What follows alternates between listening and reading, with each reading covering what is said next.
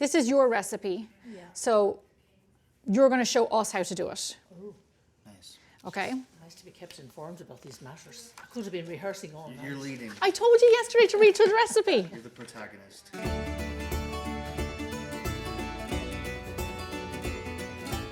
Hi everybody, today we are making my mum's Irish apple cake and we have my mum here to show you how to make it, and me. Welcome, Mum. everybody. So this is a really simple cake. It actually is one of the most popular Irish recipes on our website. Did you know that? I didn't. No. It has almost 400 five-star reviews. Very good. Actually, 4.63 stars. Somebody didn't like it. But apart from that person, everybody else liked it. So it's a super easy one to make. It's really fun. And it's a very classic Irish cake that you would have with a cup of tea or coffee. Yeah. Mum, there's 3 layers. There's cake, there's apple, and then there's streusel. Yeah. Why don't you, or it's not strudel, what would you call it in Ireland? So you would call it crumble, really. Yeah, I would call it a crumble cake. Yeah. You know, rather than a streusel cake. Yeah. So you show us that, and I'm going to peel the apples while Okay. you do Okay. the streusel topping. So like this is kind of a basic enough apple crumble, you know, topping really, and it's commonly known as streusel around the world. So when I'm doing this, I can do it 2 ways. I can use my fingers, but actually if you have warm hands, using a fork is a really great way to get your butter into your flour mixture. What do you add to your bowl there, Mum? So I've added just the salt, a pinch of salt really, the sugar, and now I'm going to pop in the butter, and what I'm going to do is mash it through, and if it's a bit lumpy at the end, I might put my fingers into it.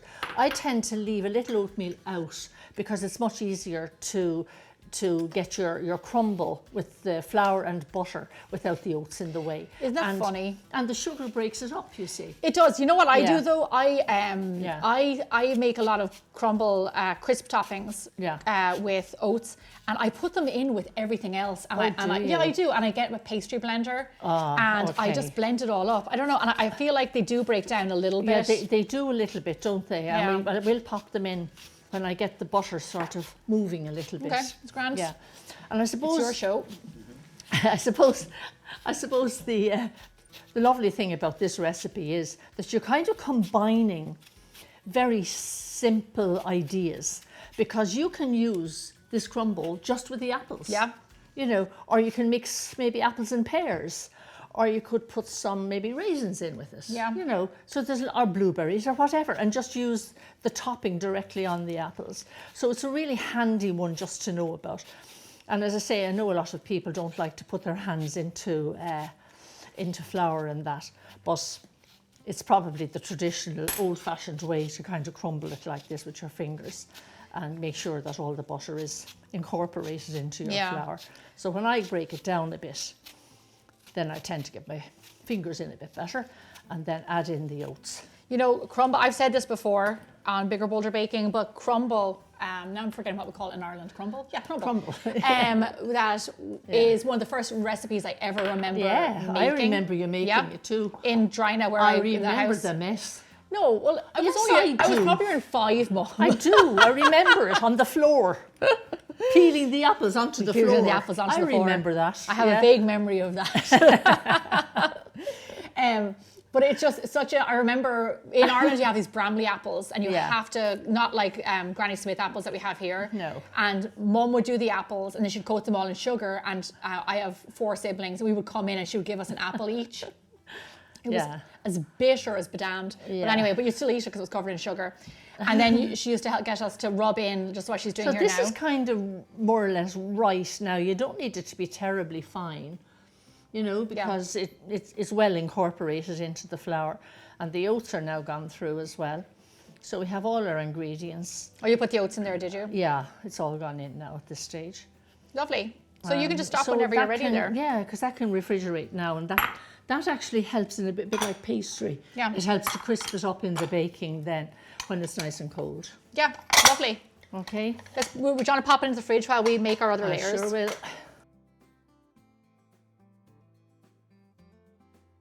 Mum, I'm just going to cut these apples. You said thinly slice, so I don't know. I'll just like cut up 3 Granny Smith apples. Yeah. And like I said, we have Bramley apples at home. And Bramley apple is quite a different thing, really, isn't it? Yeah. It's a cooking apple. You can't eat it really out of your hand. It's not a dessert apple. No, you can't. But it's almost inedible like that. And it is. And you have to use quite a lot of sugar with it to sweeten it. I know it sounds like we started out by saying it's really bitter and you can't eat it, but it's absolutely gorgeous once it cooks down. Once it's cooked, but anyway, and they're great. You feed them to horses. Would we used to feed them our horses? No, you don't feed them to horses. No, not that. Tummy ache. They wouldn't like it. Yeah. Anyway, let's talk more bacon. Okay. What are you doing here? So, first of all, I think we'll just do the dry ingredients. Grand. So we have our flour. We're going to add in cinnamon. We're going to put in the raising agent, baking powder, and a pinch of salt. Lovely. Okay. So this is slightly different to a classic Victoria sponge because it has the spices added. Normally you wouldn't do that, but you have a classic Victoria sponge on the website. Yeah. So you can actually use this same recipe just to top apples without any streusel, like what we used to call Eve's pudding. Yeah. Remember Eve's pudding? I have an Eve pudding in my first cookbook. Have you? Yeah. It's very delicious. And I love that. We used to have that like for dessert, like midweek kind of dessert. Yeah. So it's very variable. But this is what we used to have normally on Patrick's Day. Yeah. Where you'd have a kind of a traditional Paddy's Day dinner, which was like maybe corned beef or bacon or something. Yeah. With cream potato and cabbage or whatever, Yeah. Actually kale. Do you remember? And we bread sauce. And bread sauce, yeah. Bread sauce. Have you ever heard of bread sauce? No. Bread sauce is delicious. Bread sauce. It's bread sauce. It's a sauce it's milk and soaked bread. Yeah. And it goes really well with ham or with corned beef. And it has some spices in there. It has a nutmeg in there. It's very delicious. So good. And clove, I think, as well, doesn't it? So the next step here then is to cream your butter and your sugar together. So this is a kind of an important enough step, and the butter needs to be soft enough to cream, really. But the sugar actually will help to break it down in any case. So just pop that into this little KitchenAid mixer. So I can just turn it on full speed. It'll take a couple of seconds for the butter to get out and mix with the sugar, and we might just have to scrape the pot down at some point. In America, this would be considered a coffee cake. Yes, it would. Yeah. But in Ireland, and I'm guessing a lot of Europe also, a coffee cake is cake that has coffee in it. Yeah.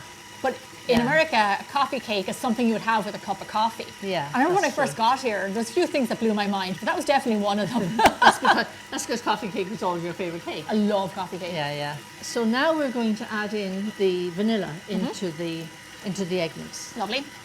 I use a jug. I know you tend to be braver than me, so I use a jug to... The word is lazier, not braver. All right, okay, so you have the two eggs. We've whisked them slightly in this little jug, and I put them in a few additions.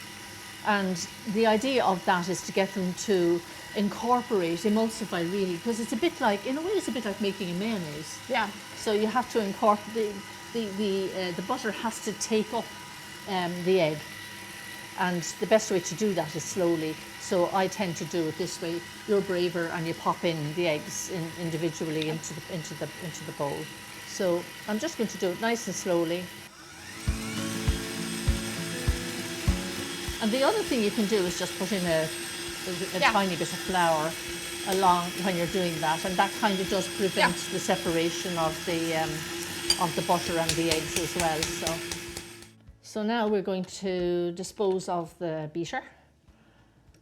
Like throw it away? No, no, just don't have it dripping onto our stand, you see. I'm not going to do it, I'm the star of the show. What, today or not? Yeah, no doubt.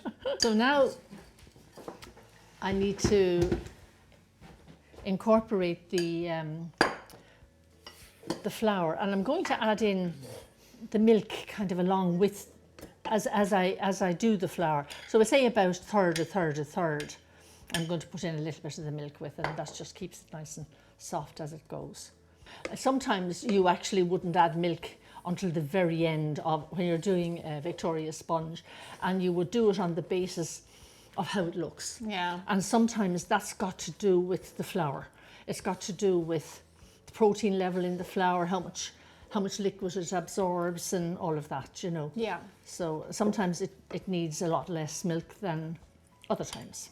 We don't make a lot of dessert. You know, when you think like, oh, I'm going to make a dessert tonight to have, like, we don't often do that because there's nearly always something sweet around. Yeah. But when I do go to do that, I make crumbles and crisps. So easy.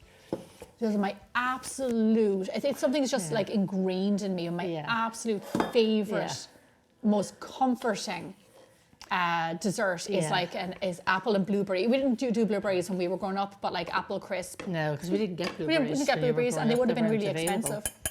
But the last time that you guys were in Ireland, and do you remember the blackberries were in season? Yeah. And little George and I used to pick the blackberries, and we used to make apple and blackberry crumble. What's that, George? Blackberry. So this is kind of ready to go. That's ready to go. Yeah. Let me grab the crumble. Do you want a spatula for that? Maybe a fork, actually. Yeah, an offset would be good, yeah. Thank you.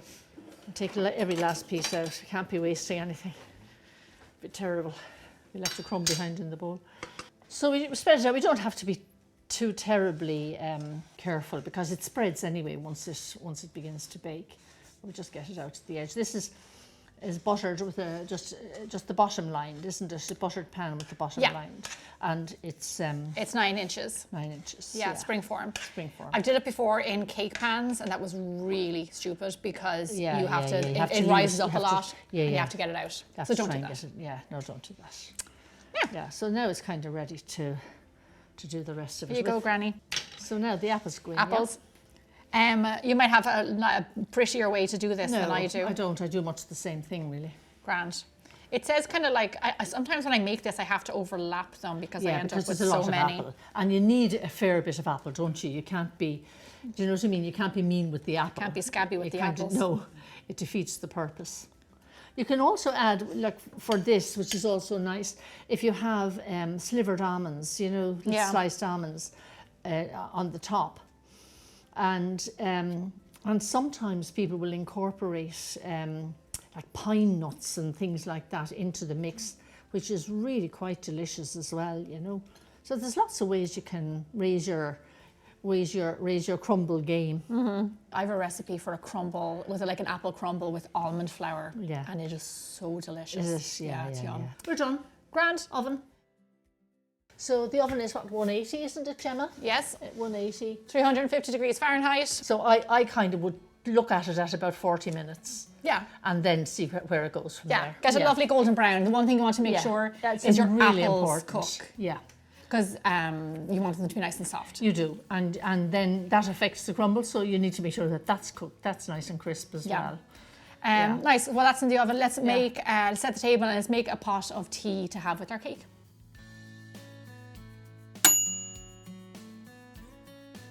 Okay, ta-da! Lovely. All set. Look it's gorgeous golden brown on top. Apples are obviously cooked. Yeah, it smells amazing. Yeah. And I can feel of powdered sugar. I'm going to do that over. Don't get ahead of yourself there, Granny. I'm doing that over on the table. I'm always in a hurry for this, Gemma. No doubt. So let it cool down completely, and then you can put on your serving platter, and then let's go over to our little tea time and try a bit. Okay. When your cake is cooled down, it is ready to serve. It is such a beautiful cake as is, but if you want to, you can just do a little dusting of powdered sugar on top. What we like to do is have this with a pot of tea and a lightly whipped cream. This classic Irish apple cake may seem humble, but it's a diamond in the rough. Yum, yum, yum. Kind of takes you back, doesn't it? Yeah, it does. And then lightly whipped cream on the side. And powdered sugar. Well, sometimes if I serve this hotter, I'd actually serve some vanilla ice cream with it, which is also very delicious. That's lovely. Or you could do custard, even though we were never a big custard family. No, we weren't really. Yeah. But you could do custard if you were a custard family.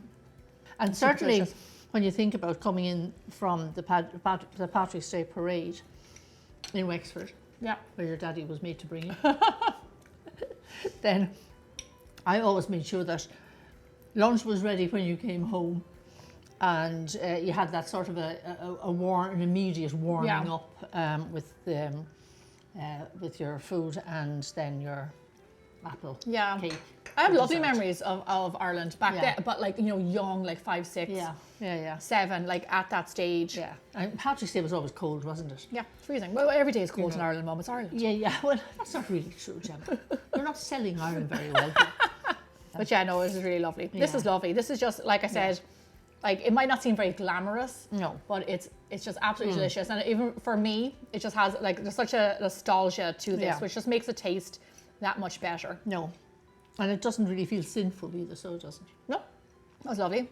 Thank you for gracing us with your presence. I'll see you again next year. No. That was it. Say goodbye to everybody. You're not coming back.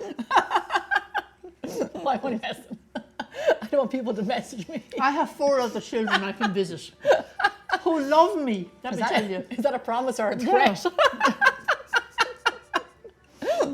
Even when it's not St. Patrick's Day, they love me.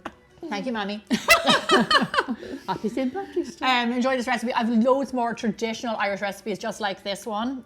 So stick around and check out those videos. And we'll see you back here again really soon. Thank you. Law Féile Pádraig. Yeah. That's right, isn't it? Bye. Yeah. Okay. Yeah.